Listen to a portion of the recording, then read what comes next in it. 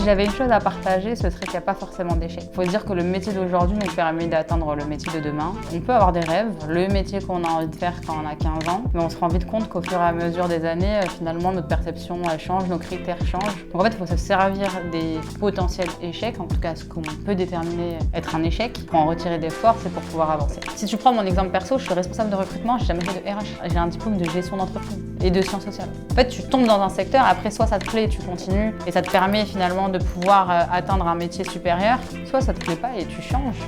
Aujourd'hui, tout va vite et on peut se réorienter. Tu sais ce que je voulais faire quand j'étais plus jeune? Je voulais être assistante sociale.